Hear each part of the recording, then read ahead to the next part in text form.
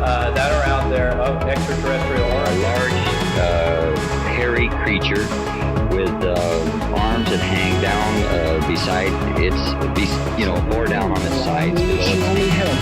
And I told him my name, and when I told him the name, he said he was called Code. It was not anything from this earth that I'm quite sure of.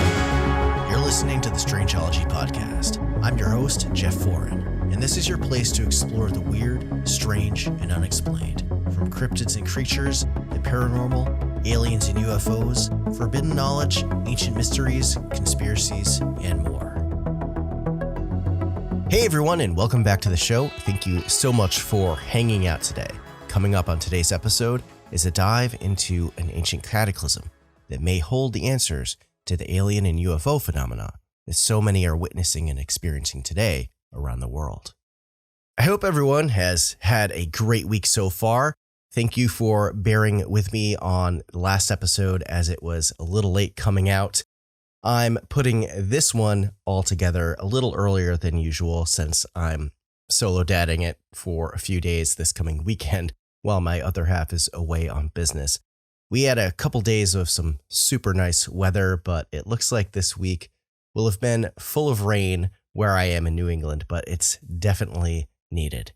One of the nearby rivers I drive by almost every day was looking quite low while I waited in construction traffic. Yes, summertime here is also known as road construction season. Although I think based on all the flooding that happened last summer, not too terribly stoked to get a ton of rain, but it'll be good for everything, I think. Now, I don't have a ton of other updates at the moment, but I am stoked for all the events I have coming up this summer and fall. Although, unfortunately, I do have to announce that I had to back out of the Withville UFO conference in Virginia on June 8th.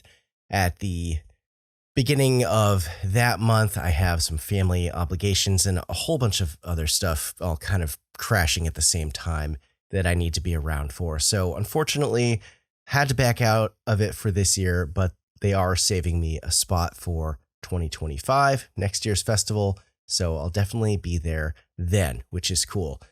Hopefully by then I'll also have some sort of dedicated tour vehicle for going to events and being able to easily fit all of my setup for conferences and festivals. I usually bring several boxes of merch and all of my display setups and stuff. It's a whole process, but we're trying to go bigger as the years go on here, and you definitely want to stay tuned. So hopefully within the next year or two, I'll be able to do even more events.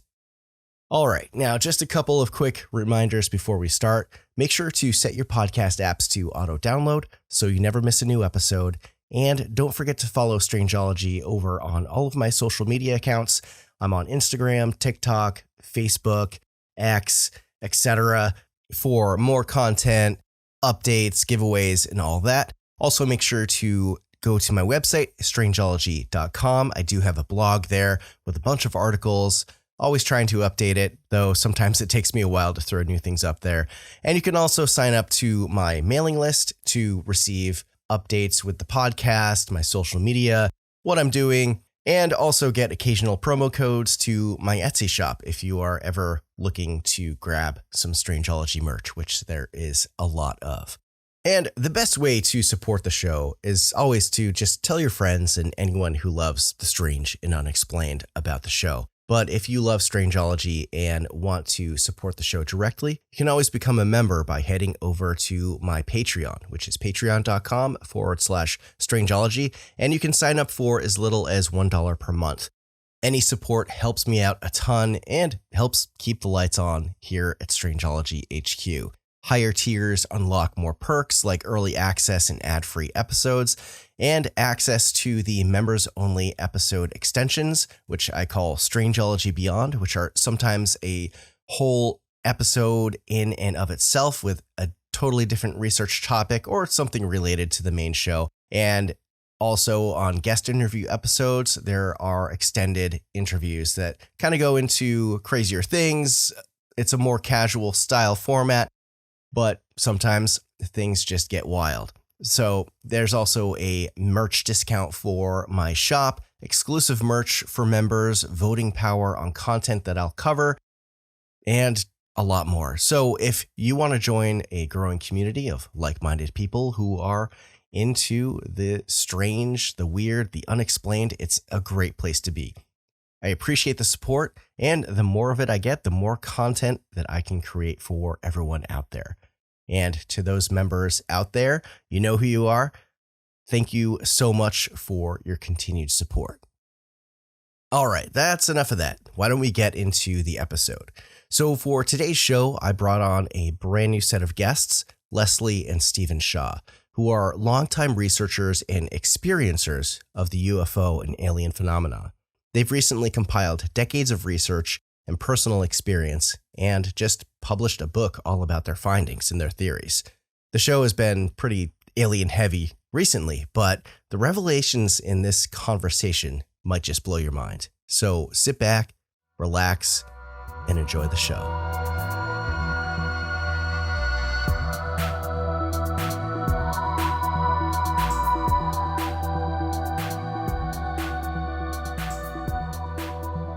All right, folks, welcome back to the show. Joining me today are Leslie and Stephen Shaw, and they're here to discuss the alien UFO phenomena, along with their new book, Who They Are and What They're Up To. For some background, Leslie has been a journalist for the past 18 years, and Stephen is now a retired acupuncturist, which is also interesting in and of itself, beyond the whole UFO phenomenon. And for the past 20 years, they've been studying and researching this phenomenon, which has culminated in their book.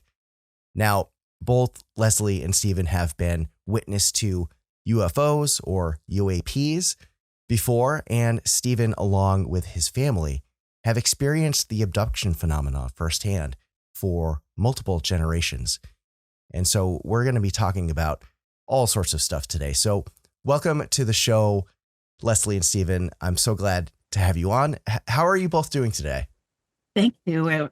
We're doing great out here in Southern California. Yeah. The winds have died down, so it's good. Yeah, it was windy. Oh, that's great. Yeah. I'm in New England, so we're just kind of trying to get out of winter. There's always kind of a stall where everything melts, and then we get one more big storm in like mid to late March, and we're trying to get out of that into like the meltdown and into mud season. So Punxsutawney Phil said he was right this time. Yeah, I think so. Now, we've got a lot to talk about here today, and I'm sure we won't cover everything, but let's just get into it. You both had your own experiences witnessing UFOs. Can you describe what happened, what you saw? Can we start by telling people the name of the book? Would that be all right? Oh, absolutely. It's called Who They Are and What They're Up To. Right in the background. Yeah, and see it in the background there. And by Leslie and Stephen Shaw. And we started writing it because of our experiences, but the very beginning of the book has our experiences, and then after that we start getting into the meat of the results of our research and our theories. But Stephen has seen 5 UFOs in his life, and I hadn't seen anything, and I was so jealous.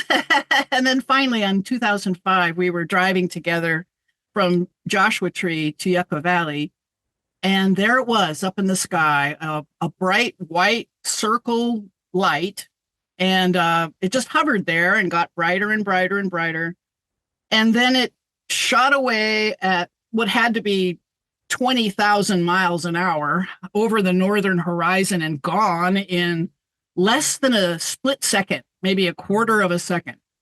And it went at full speed instantly, didn't ramp up to 20,000 miles an hour. Yeah, typical UFO. And so, it couldn't be anything else.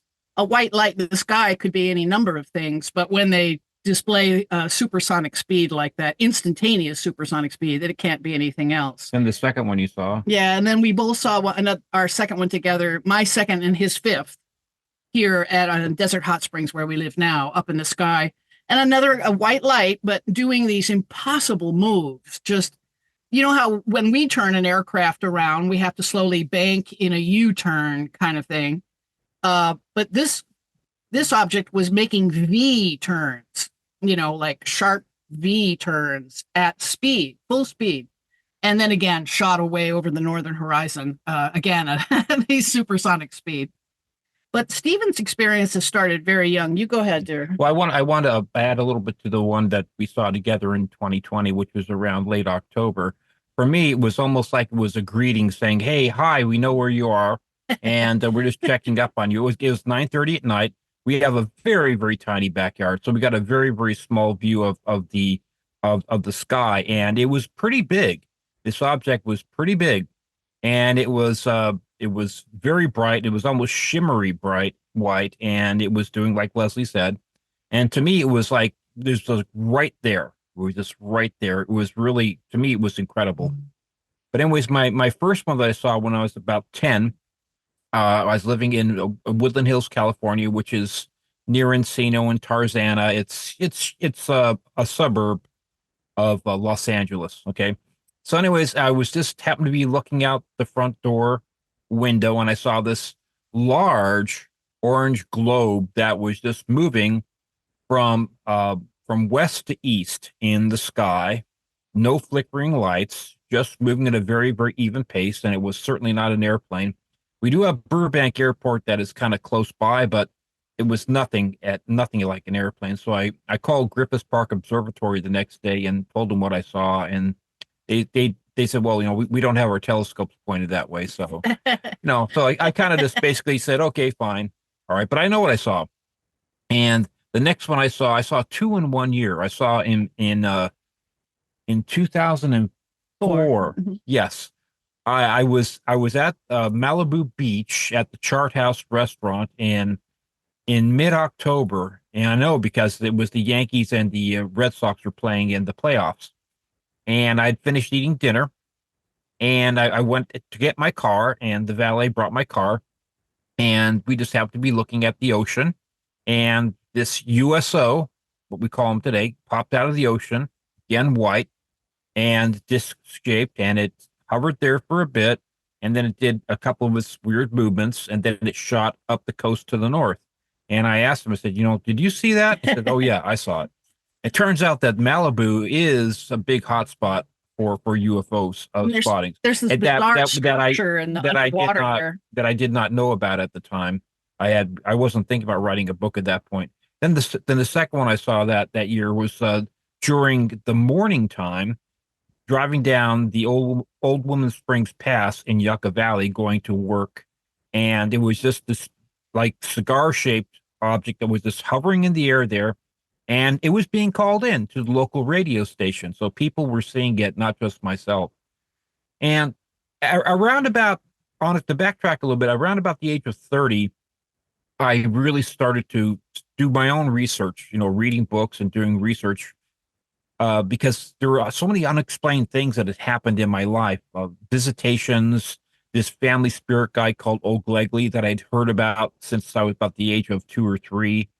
That had been following the family and helping family members out and keeping track, that would show up to people at certain times for 3 generations. So, and there were so many things I just couldn't explain that had been happening. So I decided, I need to get to the bottom of this myself. So I did kind of a cursory investigation myself. And then when Leslie and I experienced UFOs together, and Leslie with her one of her degrees in ancient art history, we decided that, let's do some, serious research into this, to find some of the answers. Yes, that degree came in handy after all. Wonderful when that works out. Yes. Yeah, isn't it nice? Yeah. And then Stephen's family have been experiencing what we think is the alien abduction phenomenon. The family members will see something strange and then black out. See something strange, black out. And they tend to come in clusters. Like Phillips was Stephen's younger brother. He's deceased now, but he had a cluster of 3 events that culminated. One was bright lights shining in his bedroom window. and he was staring at them. And then the next thing he knows, he blacks out. Then the next night, he heard a scrabbling sound. He was laying in bed. He heard a noise, and he reached down to pet what he thought was a cat. Just assumed, because we had cats. Yeah, and then a hand grabs his arm like this, and he blacks out again. And then the third night, he saw a tall gray alien in his room, in the doorway to his room, right before he blacked out too. And so this is the first and only, as far as I know, only time that a gray alien was spotted. But we think that's the cause of the phenomenon. That happened in 1982. So, and it happened it happened in Sonora, California, which is a house my family and I were building, because I was a cabinet maker, my dad was a cabinet maker and a carpenter. Right. So we were building our own house in a very beautiful spot.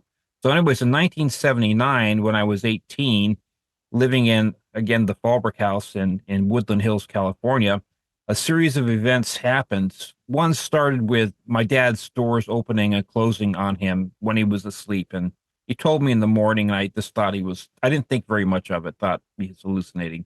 Second night, we all heard the silver bell being rung on the wall. It was absolutely the sound of a silver bell. Myself being a lifelong musician, I know what a silver bell sounds like.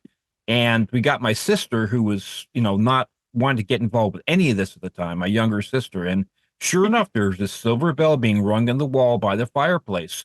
And it stayed there for about 10 or 15 minutes, wouldn't go away. We banged on the wall. Now, the next morning, it was our tradition. My mom and my brother were living at the house we were building up in Sonora, California. My brother was going to school. And my mom said, the funniest thing happened, in the last night about 9:30.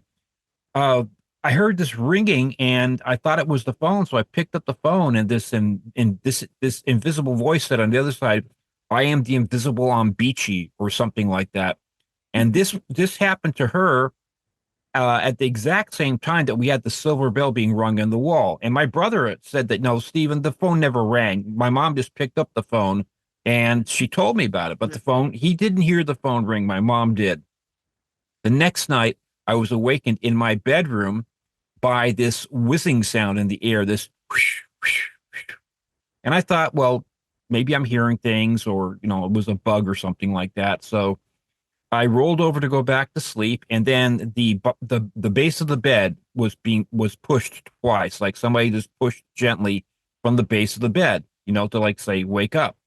And I thought, well, living in Southern California, maybe it was a minor earthquake, trying to think logically. So anyway, I tried to go back to sleep again, and then it pushed harder the second time. And then the third time it pushed wake up, and at this point I'm getting really annoyed, and I'm really scared and annoyed. So then I whirled over and I said, "What?" Expecting to see something there, like somebody playing a trick on me, or old Glegley, the family spirit guide. And there was nothing there I could see physically, but I knew there was something there. And then I black out. And you still felt the presence. So anyways, I told my dad about it in the morning. And so the next night I decided I'm not going to sleep in that room. Too many weird things are happening. So I decided to sleep in my clothes, my work clothes, in the living room. I woke up about 5:30 in the morning. This is January, so it was dark. And I looked at my piano, thinking about what I was going to play that day, and listened to the fountain in the other room. So I was awake. I was conscious. And from behind me, from the front door, about 25 feet from behind me, this tall blue-white entity, about 6 to 7 feet tall, came gliding, floating upright towards me, like in about 1.5 to 2 seconds, filled the entire room with this intense blue-white light. Okay. Stopped by my right side. As soon as it stopped by my right side, the entire right side of my body literally became paralyzed. Not in a scary way, but just I couldn't move. It was like it just shut off my nervous system. And it bent down to my ear, and it said, in kind of a whisper, but it was definitely not inside my head. It was from outside. And I think, oh, I'm going to see the family spirit guide, old Glegley, that people had talked about. And I thought, wow, this is going to be cool. I'm going to meet somebody from the other side, or family protector. But the logical side of my body said, dude, you can't move. You're immobilized. All right. So I had 50-50 split of fear and excitement. And I was paralyzed for probably about 5 or 10 seconds. Then the entity, whatever it was tall and it was very slender. It basically left. It basically went back out the way it came and took the light with it. I told my dad about it that morning, and then we went to work. About 6 hours later, I'm getting hungry. It's 11:30. I reach into my pocket to get the change out from my pocket, and all the coins, standard American coins, all of them were magnetized. I could pick up the coins with each other, okay? And my dad could do the same thing too. And we just looked at each other like, that's not possible. It's supposed to be impossible to magnetize American coins. I've they tried. make on purpose because they can go into vending machines. Yeah, you know, and I've stuff, tried. so. I've tried since then with strong magnets, and I can't reproduce it. Now, the last night it all culminated where my dad was awakened in the middle of the night by seeing again this blue white light outside of my bedroom door this time. So I went back to bed in my bedroom, and he was getting out of bed, and a voice inside his head this time telepathically said, "Jeffrey, go back to sleep. Nothing to see here. Everything's okay." And I have absolutely no memory of that. It just, whatever happened, I was completely knocked out. And so that happened. Yes. And then this happened again, like 5 nights in a row. And then it stopped. And, you know, these type of things have followed me around throughout my life to 6 different homes so far. And Yeah, the whole family has been experiencing this whole old bizarre Glegley things like thing this. that we now believe is actually alien intervention started in Germany with the Newmans, which are my great grandparents, and then followed to England, and then has followed myself and my family to California. My sister, interestingly enough, she doesn't do a podcast, but she They're does ghost hunters They're in ghost northern hunters, England at yeah. ghostly locations. at stuff. ghostly look. Yeah. Yeah, so they do ghost hunts now. So The whole and- family is very psychic. Stephen's my mom especially. his mother especially, they were automatic writers. His mother, grandmother, and great grandmother. They would go into a trance and they would get messages from the other side, I call it. And she was notified as far as we know of 3 deaths back in England in advance. Well, yeah, Mhm. basically my mom picked me up when I was nine years old from elementary school, and she was crying. I mean, she was really crying. And I said, "Mommy, what's wrong?" She said, "My mom just died." Well, her mother was living in northern England in Oldham at the time, because that's where she grew up. And I said, "Well, did you get a call?" She says, "No, I was told. I was told by old Glegley. He told me." So so like about 2 days later, we get a call from England saying, "We're sorry to say, but your mother has died." So And then it happened again. It happened- 2 more times. it happened when my grandfather died. The phenomenon, follow. It tends to be. We have seen in our research that the alien abduction phenomenon is frequently centered around families that are psychic or have psychic abilities. It's one of the criteria we think they look for. We noticed really early in our research that UFO theories and UFO facts were not lining up. One of the things that didn't line up was that supposedly the theory was that aliens are just curious about us. They're just taking us for samples, a little scientific curiosity, no big deal.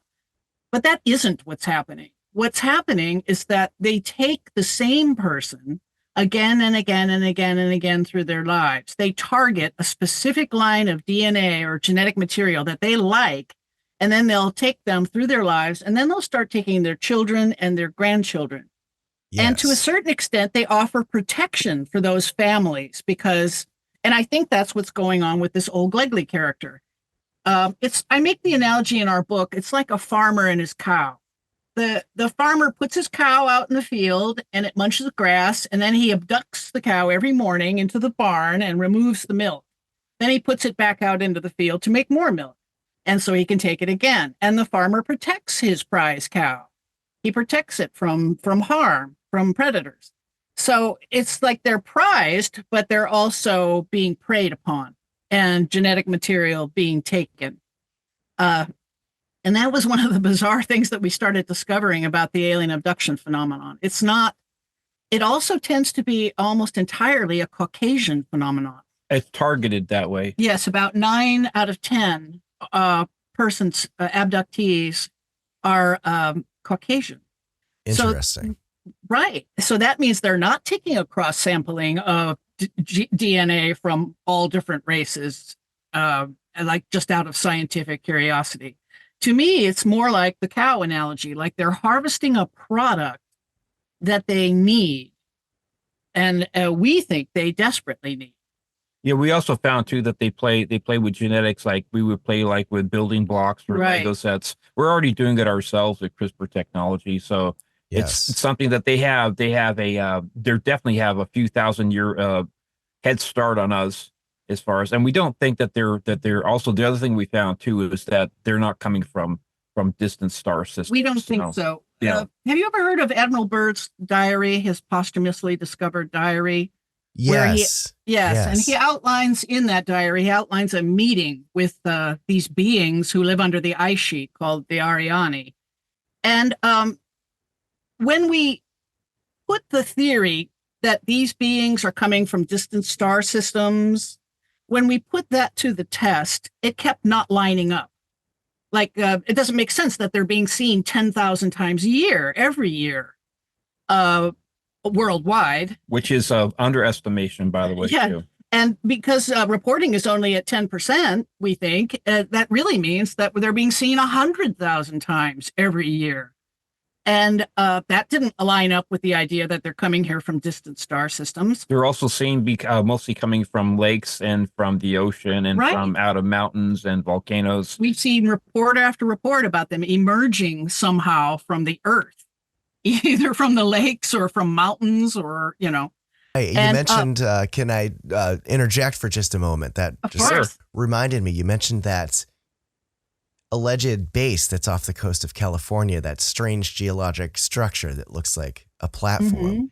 Have you heard or seen any videos recently where people were trying to look that up on Google Maps? It's been And it's been smudged out. scrubbed. Oh yeah, yeah. It's been scrubbed because, I don't know, maybe people Yep. were looking into it too much. I don't know. But that's certainly interesting with, Follow you know. the suppression. If they're suppressing it, there's a reason they're suppressing it, right? Yeah, You know? if they're putting resources into something and they're targeting something, there's definitely a reason for it. So when we were looking at all our data and trying to make a theory out of it, when we looked at, like I say, distant star systems, that wasn't making sense. But when we instead applied Admiral Byrd's theories that these are underground creatures that share the planet with us, suddenly everything's making sense. Everything just goes snick into alignment. And, it explains why they're seeing 10,000 times a year. It explains why they're taking our cattle or just the genetic parts of the cattle that they need. We believe they have herds of animals underneath the ground with them, and they have possibly become non-viable living out of the sunshine, and they need regular infusions of animal DNA from the surface. And we think that is possibly why they are taking human beings and taking so much genetic material from Caucasians. We think they're a branch of the Caucasian race. We also found too what was interesting, the mythos of the vampire and the incubus and the succubus. Right. If you look at it from like a few hundred years ago, that there's this correlation that sounds exactly like an alien abduction. Right. They come in the night, they're very powerful, they hypnotize you, Or they paralyze paralyze you, they take genetic material frequently again and again from the same person, and they can also change form. And there's a sexual component to it as well. With the Incubus and vampires are sexy, right? And demons in the form of succubi and incubi are supposed to have sex with humans and produce no offspring, that produces like air out of the womb, like a false pregnancy kind of thing. And that to us aligns with the bizarre breeding program that they're doing. Our research shows that this is really true. They have been taking women, impregnating them, then they put them back, and 4 months later, they take the woman again and remove the fetus. They steal the fetus.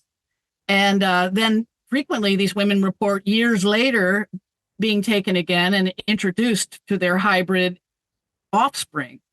And they frequently report the eyes are too large and the cheeks are too pointy and the chin is too pointy. They're Nose is small. hybrids. They're hybrid beings. Yeah. And so they have this bizarre breeding program, and we think that also extends to the mythos of the succubus and the incubus. These demons that have sex with humans, right? Yeah. And frequently they impregnate them by having sex. And if you're getting pregnant by having sex, it has to be because you're a close relative. Right. There has to be a genetic compatibility. Right.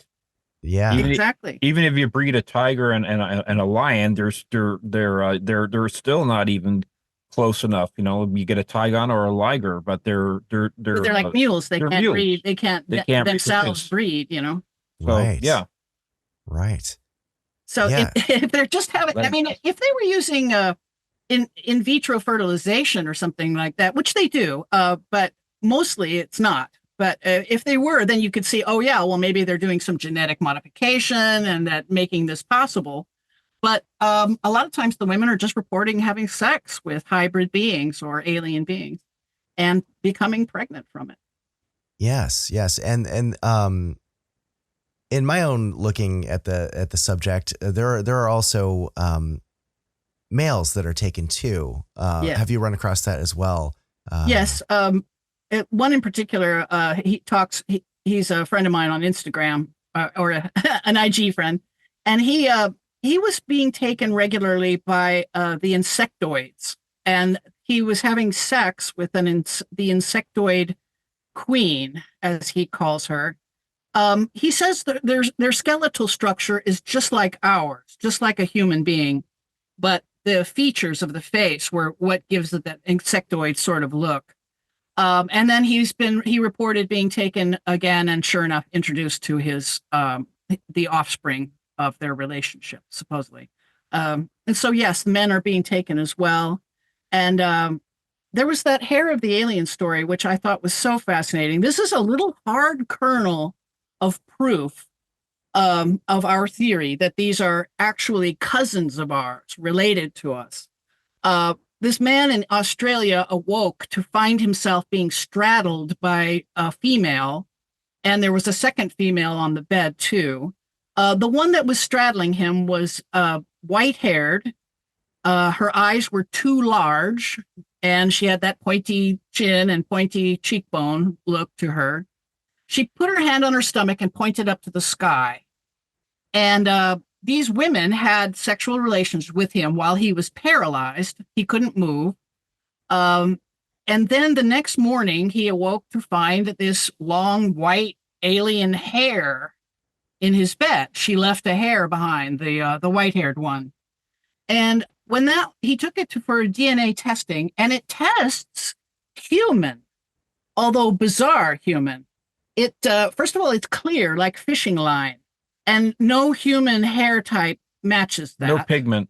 But the DNA testing came back human, but it was a mixture of Gaelic and Basque and a branch of the Chinese people that only represents about 1% of them. It's a rare Chinese genome. And we know from our research that the Basque population are taken more often than other races. They have the highest percentage of Rh negative blood. That's another factor that they appear to favor is Rh negative. About 4 out of 10 abductees have Rh negative blood, but we only represent. I happen to have it, but we only represent 1/9 of the population. Yeah. And Basque persons tend to be taken more often than any other race as well. And we don't know if they're after the Rh factor and the Basque people just happen to have more of it than anyone else, and that's why they're taken more often, or they're after Basque people that just happen to have more Rh negative blood types. But either way, they seem to be after Basque. And now we know why. This woman is part Basque, who has an unknown hair type that's never been seen before. And so but it still is testing human. So we're talking about a human but um a hybrid. mutated human, a mutation of some kind. Right. And when I look at gray aliens, the rare photos that we have, or drawings from witnesses, what I see is a human being that has mutated into being able to live in underground in the dark. The eyes are bigger, the pupils gain size, they're pale, they never seen the sun. Their hair, they don't need hair anymore because they're underground and they don't need protection from the elements with their hair. They walk perfectly upright and they move just like we do. If they're able to stand upright and move like we do, it means they have the similar skeletal structure and a similar musculature. And like I say, when I see a gray alien, I see a closer relative than anything else we have on this planet. The closest And by the way, relative's the chimp. and by the way, what we mean to by growing up, they don't grow up completely in the dark. From what little we've been able to find from Yeah. people that have actually been down into those areas, that there's usually an ambient green light that seems to be coming from the walls and Or from blue. the ceiling, and Mhm. but usually green. And so they grow in a geothermally controlled environment. So yes, they do have lower light, but they definitely are not growing up in the dark. So I want to make that clarification. Okay. Right. And I would imagine, if they're living underground and they're hyper advanced, they've got to have, technology that can also make artificial light too, right? Absolutely. Dwellings and perhaps even underground metropolises and stuff like that. Oh, they definitely have cities. I mean, for them to Yes. be able to pull something off like this, they'd have to have their type of industry in cities, and certainly not just bases. And they would probably be some of them be miles underneath, and they would also be in multiple locations. Like you hear about reports coming out of Australia, and certainly Russia and United States, of Worldwide, course. really. Worldwide, Mhm. Canada, Yeah. And we, yeah. And yes, and by the way, we do know that Bigfoot's real. The scientific the data is coming out there, especially Actually, yeah, the river water samples, as far as the river collections. They may be able to find from streams that there's a genome of an unknown primate. Oh, in wow. Yes. the Northwest. I was the unaware American of Northwest. that. Yeah, Sam Yeah. Kitchen, who we work with, who does DNA, does Sasquatch documentaries up in the Oregon and Washington area. We've been working with him a bit because we're very, very interested in that aspect too. Yes. But yeah, I mean, it's basically it's all over with, except for the shouting. Yep. They're doing that new environmental Yeah. archaeology where they Yeah, take yeah. water samples and they're able to tell what's been What's in the peeing in area. it and what's, Yeah. and so they Super were able interesting. to isolate a genome of an unknown primate. An And there unknown aren't any primate. unknown primates, right? So you Oh, got We allegedly. supposedly know them all. yeah. Yeah. There's so much wilderness that people don't realize how much is that humans haven't touched. So there's got to be something Absolutely. hiding out there. And like Well, everyone yeah. says, I oh, the think you had a chupacabra's question, not yeah. real. The chupacabra's not real. It's just fake. And then there is one. They find one, and sure enough, it has its own genome. And it's Did by you have a itself. question there, Jeff? Oh, yeah. So I wanted to, touch on, a few of the questions that I had leading off. You guys are great. You're touching all the bases here of what I want to know, and it's amazing information. I'm wondering if you can talk about people who are taken. A lot of the times they mention going into these facilities. They don't know if they're underground, on another dimension, another planet, in a ship. But commonly it seems like there are military personnel present, human beings that are there. Is this something you've run across in your research, and can you expand upon, is there a deal going on here with governments around the world? Like, how is this stuff allowed to happen? It only makes sense. Yeah, that they there- definitely have that a there is. deal. Yes, for one thing, a lot of us remember the War of the Worlds, broadcast by Orson Welles in 1938. that kind of gave us all like a picture into the minds of how xenophobic human beings are, so that even people committed suicide during that and got out their guns. So anyways, we from what we've been able to research, that there was an agreement that was made, Yes. especially between, to start with Truman and then with Eisenhower for sure, about pretty much, to make it really simple, basically an exchange for genetic material for technology, for dribs and drabs of technology, with the express purpose of keeping their identity secret, because we are xenophobic and we still want to think that we are in charge and we are like the number one species and whatnot. And it would be pretty disconcerting for people to think that, a race that is basically us has been Right. living underground for about 10 to 13,000 years, and they're the ones that actually are in charge, and they can deactivate our nukes at any time, which they've shown that they can. Yeah. So, but it also explains a lot of their motivation, like Leslie Yes. alluded to earlier, about like the reason why they're taking cattle, and the cattle are being mutilated and being exsanguinated for all their genetic material.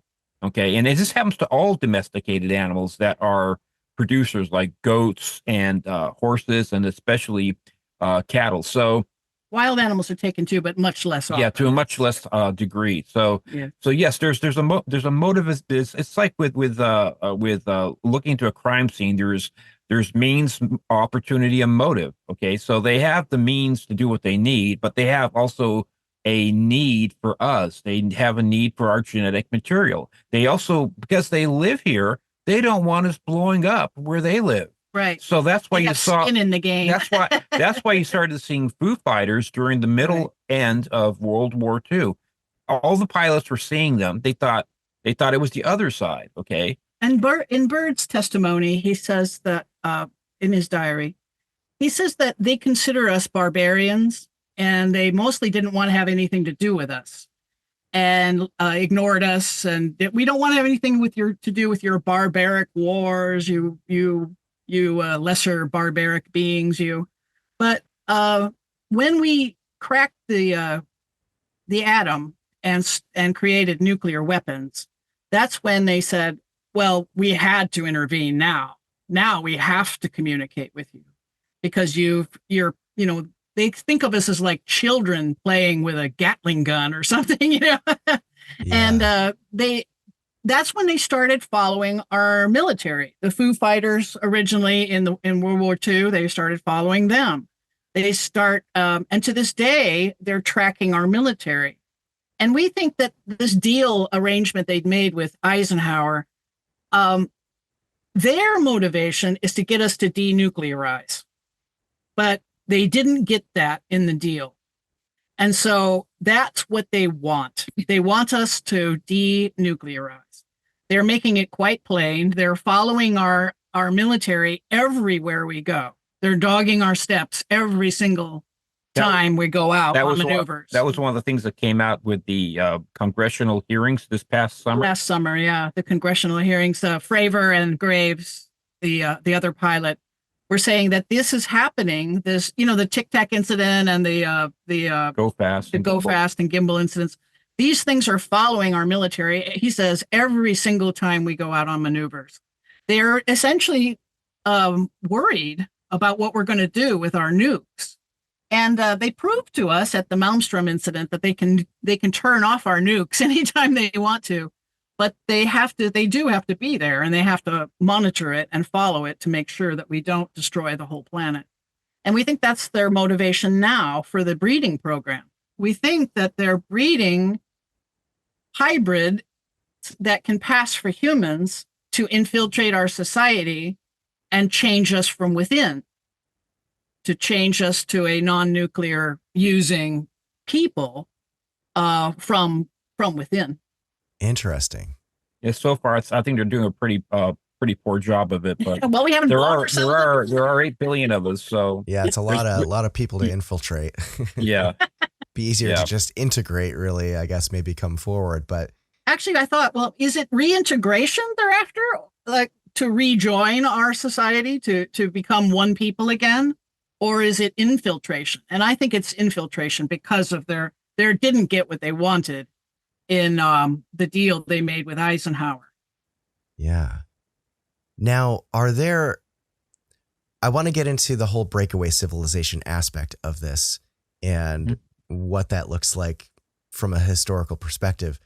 But you've mentioned like insectoid, mantis type beings, the Greys. Are they all part of this potential offshoot race of humans, or are they like interdimensional beings? How many different species, I guess you could say, are there that we're dealing with here? Well, we do think that this is a breakaway civilization from humanity. And we think we found the cause of the split. And when. But so 13,000 years ago, there was a celestial impact event called the Younger Dryas Comet that hit at Lake Superior. And it was a devastating blow to our planet. And we believe that our race was actually more advanced than we realized before the Younger Dryas Comet hit. I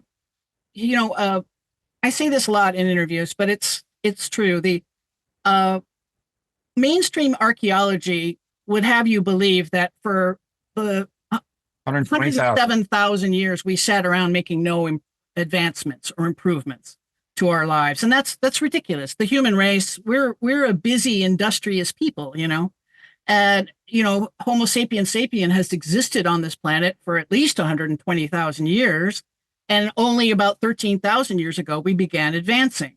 And we think this is absurd. We think that we advanced over this 107,000 year period to being a advanced spacefaring race, putting in bases on Mars, on the moon, on Phobos. And this is just us doing this, right? But then the Younger Dryas comet hits, and everyone on the surface is thrown back into the Stone Age, essentially having to start over from scratch. But we think some people survived the cataclysm with their technology and their knowledge intact, making them at least 13,000 years more advanced than we are. Yeah, we know that because of several factors. Number one, there was a genetic bottleneck that occurred 13,000 years ago. We can track that, where the human population was reduced to about 10,000 people on the surface. We also know too that there were nanodiamonds found in 13,000-year-old soil. Showed nanodiamonds, and nanodiamonds only form in celestial impacts because it's dust that comes into the atmosphere and is superheated and makes these tiny little round diamonds. And so we knew that there was some sort of celestial impact 13,000 years ago that caused the extinction of the mammoth and the mastodon and the dire wolf and the American camel and a bunch of other animals, all this large megafauna animals of the plains. Yep. Yeah, all the megafauna of the plains, exactly. And then when the nanodiamonds were discovered in the soil, 13,000-year-old soil, we now knew what caused it, some sort of celestial impact. And it took us a while to find the crater. Yeah, but the nanodiamonds were found about 30 some odd years ago. That's when we first heard about it. And then we know also too the 1100 years after that we were shoved back into another ice age. We had just been coming out of an ice age. So, and the other thing too we know about all these 1,200 different myths that are around the world that have been discovered. Flood myths. Right. That every single one, there was foreknowledge. Right. God warned us that the world is going to be destroyed and to build an ark or to go to high ground. Or to dig under. Or dig an underground city like Derinkuyu or in Turkey. So but there was at least a year to two of foreknowledge, and that was because we were advanced. We had to have been had advanced astronomy to spot a comet coming that far in advance. But your other question about interdimensionals and about the insectoids and all that. One of the things I like about our theory is that it doesn't require any theoretical science to be true to make our theory. It doesn't require wormholes to travel from distant star systems. It doesn't require the existence of interdimensional travel or interdimensional beings. It doesn't require, time travel. It doesn't require time travel to be true. These are just creatures that are us separated from us 13,000 years ago. And yes, they're extraterrestrial in that they're living on Mars and they're living on other bases around our solar system, we believe, but they're not coming here. We don't believe they're coming here from distant star systems. And they have the ability to manufacture different beings, such as like the Yeah. reptilians. You know, if you need somebody Right. to do underground work or underwater work, you can play around, you can tinker around. Like the Greys, we think are probably a hybrid of being that is being bred for slave labor. because human beings, we make very bad slaves.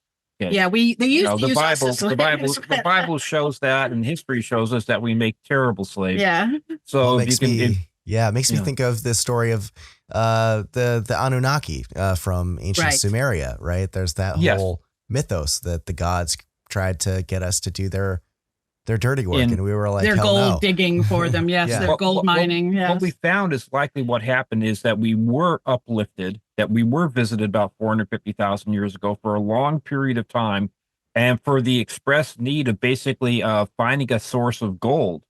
Because if you read any of Sitchin's work, that's very apparent. Also, too, you see our ridiculous desire for gold as human beings. We literally have this lust for it, okay? And we like to enslave people, too. We have a history of enslaving our own people, so we're used to being enslaved.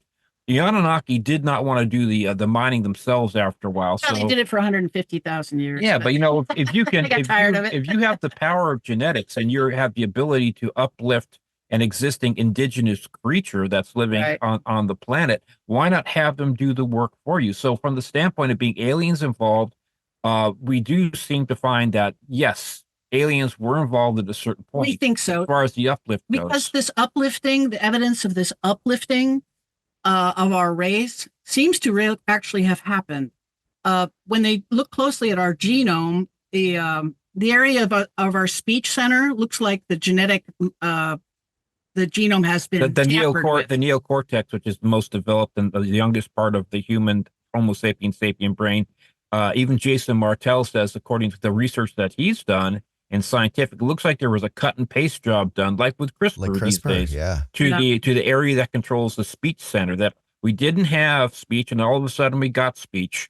If you're, and also too, you have to be able to teach people how to make blueprints and understand archaeology and architecture. You can't build the Great Pyramids just by saying, let's cut a couple blocks and see what happens. You have to have a design. You have to understand higher function, like a language. You have to be able to write things down, be able to make mathematics. It's something that you have to understand that. There's no other way to do it. Yeah. Yes. And so they can track this back to about the 400,000 year mark, or is that just according to the Sumerian tablets that Sitchin translated, the Anunnaki were supposed to have come here 450,000 years ago looking for gold. And they did their own mining for a long time. And then there was a revolt. After 150,000 years, they got sick of it. And they revolted, the workers revolted. And that's when supposedly they came along, they took Homo erectus and changed it into Homo sapien.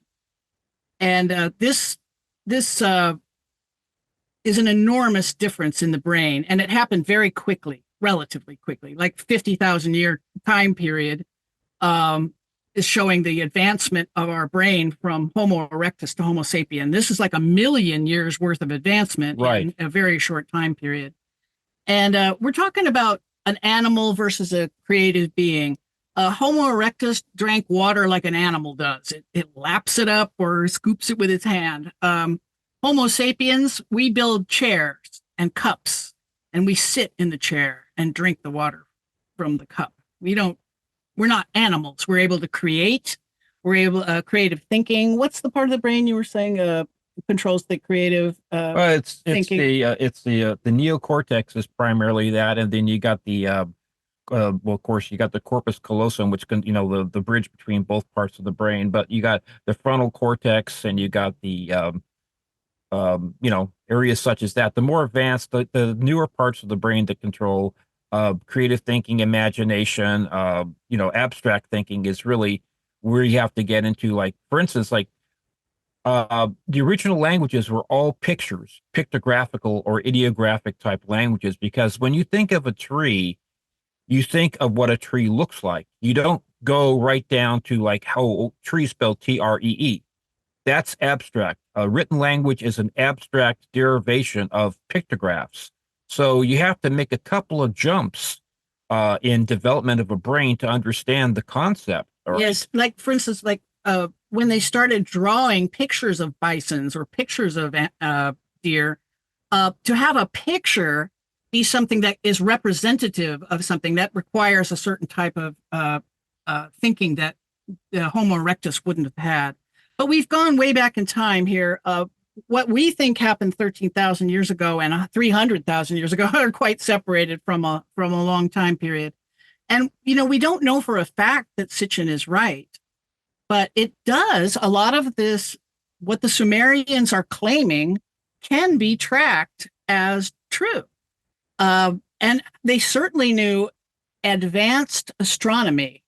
6,000 years ago, they knew advanced astronomy.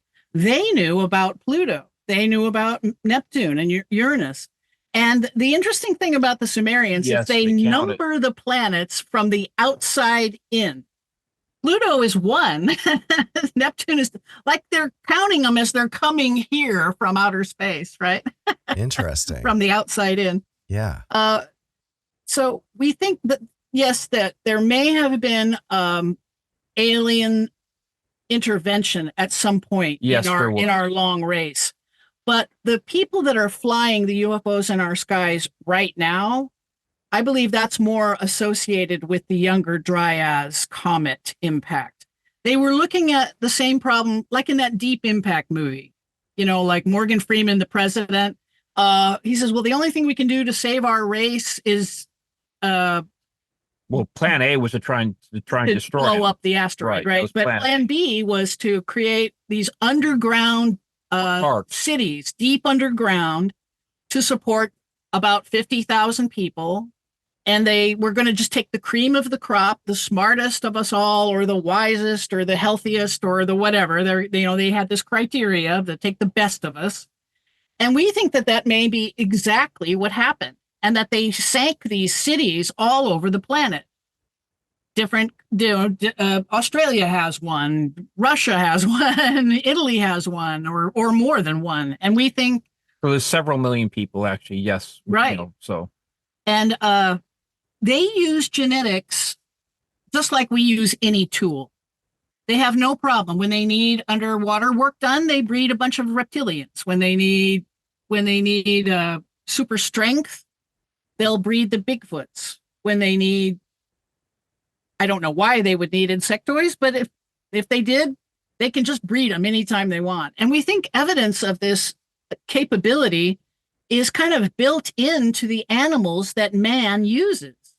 We think that they've, at some point in that 107,000 year time period we're talking about, they uplifted not just like, say, dogs, but they uplifted cattle and goats and sheep and made them more genetically malleable. And that's why there's 300 variety of goats and 300 variety of horses and cows and sheep. There's a lot, that's for sure. And whereas, in the wild, that doesn't happen. This doesn't happen in the wild. There's not 300 different type of lion.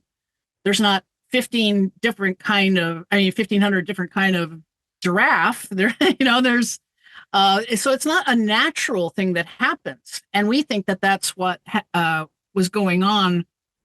And this is proof of their genetic tampering. Because how do you breed a Chihuahua from a wolf? How? Yeah, that's a pretty big difference between the two. And of course, now we have to give human beings. Sorry, what'd you say, Jeff? Oh, I said, yeah, that's a pretty big difference between a wolf and a Chihuahua, for sure. I think you could breed for 1,000 years, and you're never going to get a tiny hairless dog from, no matter how much you breed. I think it requires genetic modification from a wolfhound. But we're very clever ourselves, and I think we've taken some of the things that we've learned, and that's why we're tinkering around with things like AI and, of course, CRISPR technology and that kind of stuff. We've learned and retained some things, And believe me, we're not dumb. You know, Homo sapiens sapien, which is the most recent version of ourselves, is certainly but we're still all dealing with the same seven deadly sins. You know, the greed, Right. gluttony, lust, vanity, pride, wrath, and sloth. We are dealing with that, and our makers probably are dealing with them themselves. They're not all Buddhists that are meditating on Mount Kailash, you know, just channeling the universal energy. They've got their own problems, you know, and so we know. Again, I go back to like we are children compared to them that are playing with toys that we really don't really have the maturity to both be Right. playing with them, and we got to be really careful about, you know, tinkering with things that we just don't know enough about. And we think they think quite differently than we do too.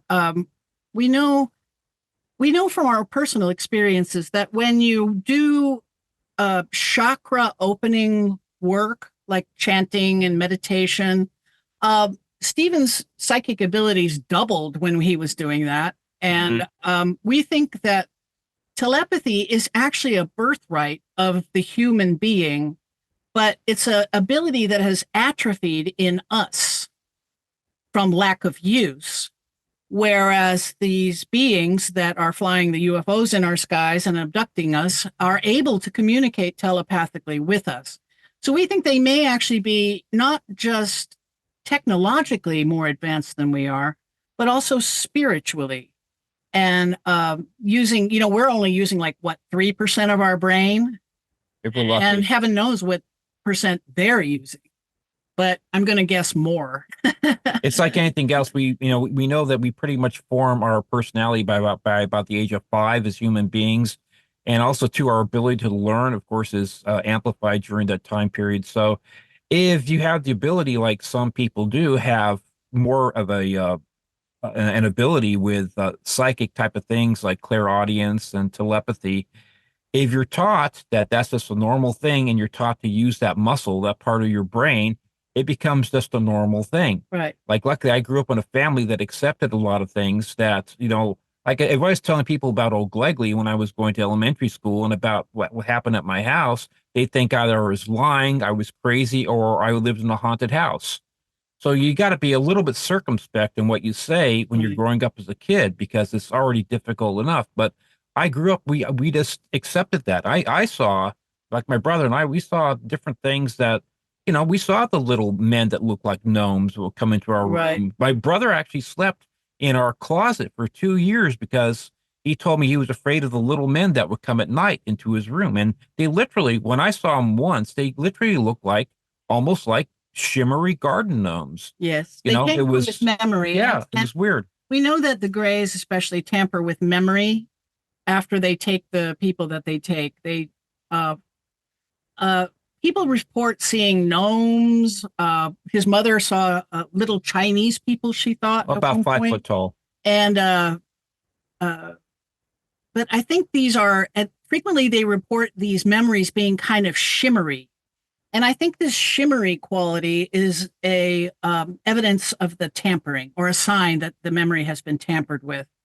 And especially like in Stephen's case, he saw gnomes, he saw tall white energy beings, anything except the gray alien that's really standing there next to you. Except my brother did actually see him. It just the one time, but yes, we've tried to break through this memory block with Stephen with hypnosis, and we've failed so far. We still hope for success to find out exactly what was happening in those blackout periods. But from people who have regressed and successfully, we've read thousands of accounts from these people, and it's amazing how similar these accounts are to each other. That they're taken, their samples are taken and then put back. And it's again and again and again, the same exact scenario is reported. Whereas, ironically, the psychology views this abduction phenomenon as a psychiatric problem of some kind.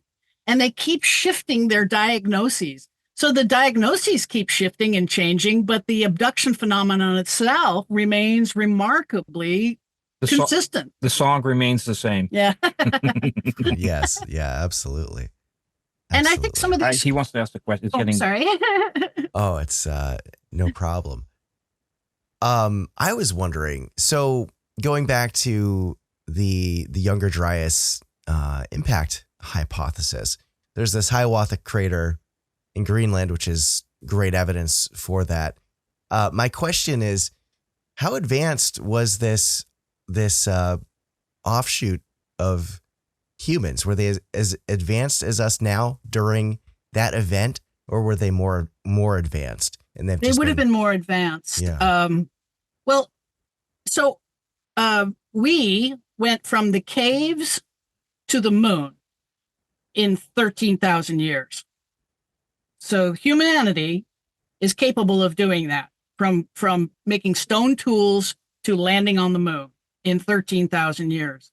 These people had 107,000 years, 85,000 years. Add on 85,000 years to our current accomplishments. Also, to Hiawatha, we went. Oh yeah, Hiawatha. That one, correction. That one's been in our book. I thought the Hiawatha crater that had been discovered was the smoking gun for the Younger Dryas incident, but it turns out it's much older, and it's like 48 million years ago now, or something. Yeah, 58 million years ago. Yeah. Yeah, I'm sorry, you're right. But then, and so, of course, in our book, I said I thought it was the Hiawatha was the one. Yeah, all the scientists were saying the same thing at the time. But because the nanodiamond concentration was very high around the Labrador Sea up north, and so, but sure enough, the Hiawatha crater is only 500 miles from the Labrador Sea to the northeast. The Younger Dryas impact is 500 miles from the Labrador Sea to the west. It's so Lake who Superior. knew there were two big craters? Yeah, in the Lake Superior one. same area. Yeah, the Lake Superior one is dated to 12,850 years ago, and that was a comet. That's the right one. Yeah. So that's the actual right one. Yeah, and we had it wrong in the book, and I apologize to our readers but we were so sure it was in the right place and everything. Well, but the Younger Dryas comes to light, you know. Yeah, I know, and so new stuff came out, and we have to refute that. And eventually, we'll do another edition of our book where we correct it to the correct. But the impact, like Stephen says, it was what Colonel Mustard and the Okay. My analogy is it's like playing the game Clue, right? It's still Colonel Mustard with the knife, but this time he's not in the kitchen. This time he was in the bedroom, in the conservatory. So the murder still happened, and the dead body's still there. Right. This was the location a little different. That's all. Yep. And but we still think the same phenomenon is what caused the split between our races, and we think some of them escaped into space.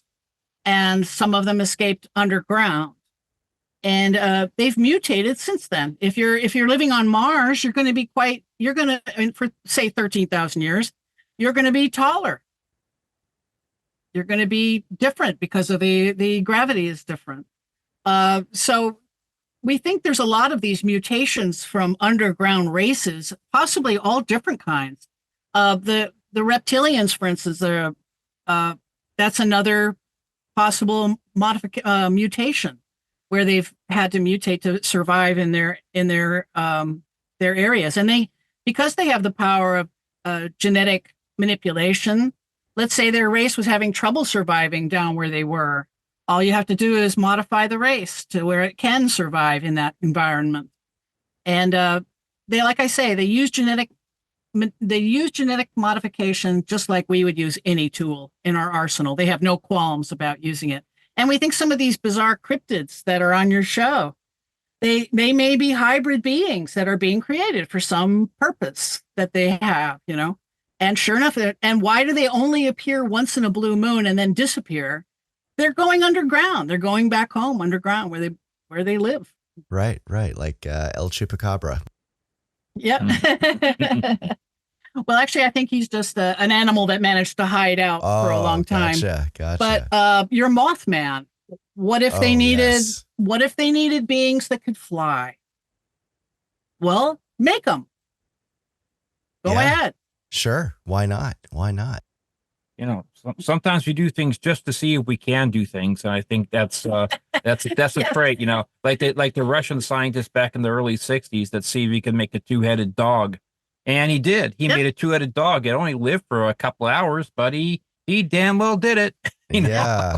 Yeah. Like It's, why you would do it, no one knows. But yeah, just because we can, I suppose. doesn't mean know? you should. Right. Right. Exactly. Yeah. And We're already into the first hour or so. in Admiral Byrd's testimony, he spotted a woolly mammoth when he was being abducted by the Ariane in his plane, which they took over and landed for him. And I think that it's possible that these spottings of dire wolves in North America, it may be that before the Younger Dryas comet hit and killed off all of these animals on the surface, it's possible that they took representations of these animals underground with them to protect them from extinction. And all you'd have to do is take the genetics. You don't have to take the actual animals except for a few specimens, and then you can continue the race of that creature just by having the genomes in ice storage. Right.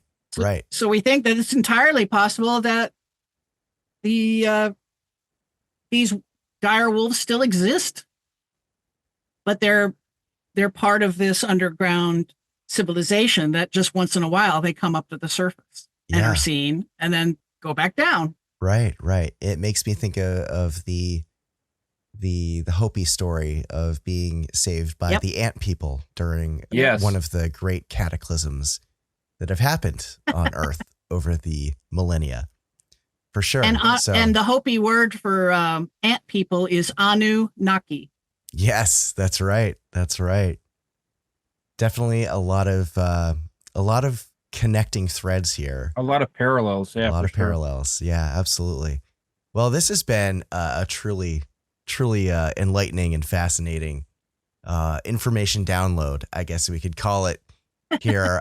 Really enjoyed having you both on today. Would you mind letting my listeners know where they can pick up your book, where they can find you online? Sure.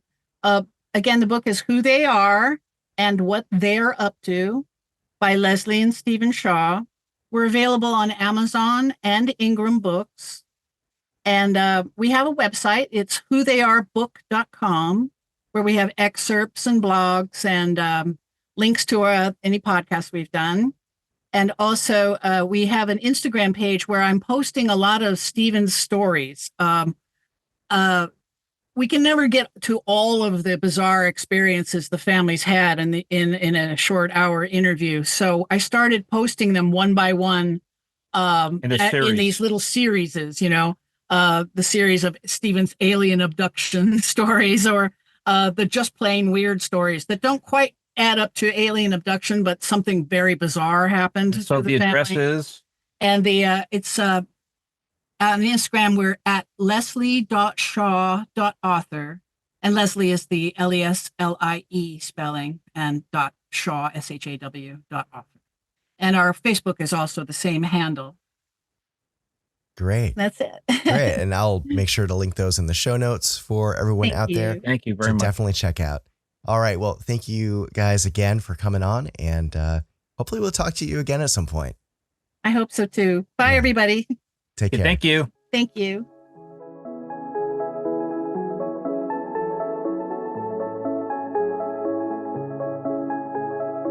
Thanks again to Leslie and Stephen for coming on the show.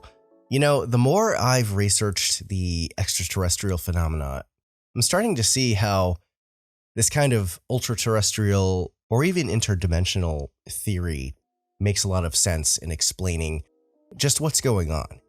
If humanity was a lot more advanced before the last ice age and got mostly wiped out by some unstoppable global catastrophe, with only a few survivors left to rebuild on the surface, while some wealthy elites of that previous society hid underground, kept their technology, and kept advancing and became this breakaway civilization.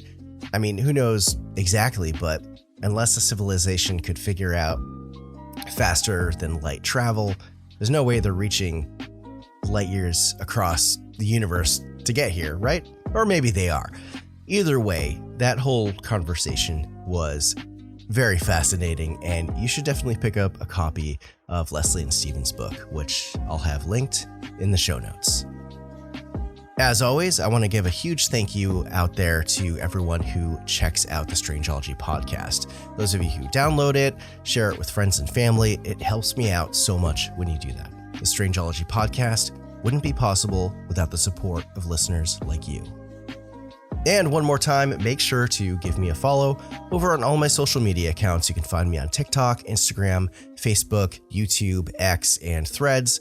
So if you're looking for more content from me in the form of short videos or even longer form videos on all these types of topics, definitely check that out. There's also updates, giveaways, and all that. Links will be in the show notes.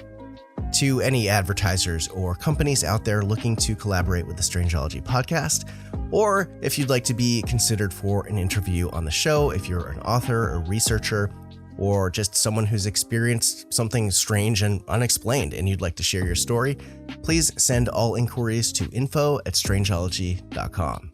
You can head on over to strangeology.etsy.com, and you'll find a ton of cryptid, alien, and Fortean gear available. I'm always trying to add new designs, so you want to check back often. I just released a brand new design that's called the Fortean Social Club shirt. It features Bigfoot, Mothman, we've got an alien on there, the Fresno Nightcrawler, there's even a Chupacabra, some UFOs. It's a really fun design, and people have been giving me a lot of awesome, positive feedback on it.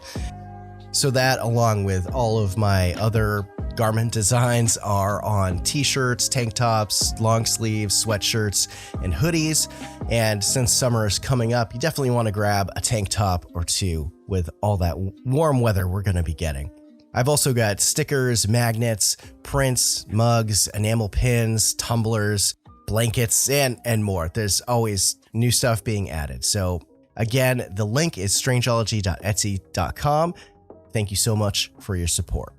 All right, that's about all for me for now. I'm going to take a short break here, and when I return, Leslie and Stephen were able to stick around for a while longer to chat more about their research into the alien phenomenon, personal stories, and theories within their book for Strangeology Beyond, the members-only portion of the show. You won't want to miss it. Members, stick with me, and for everyone else, until the next time, take care of yourselves and each other, and keep it strange.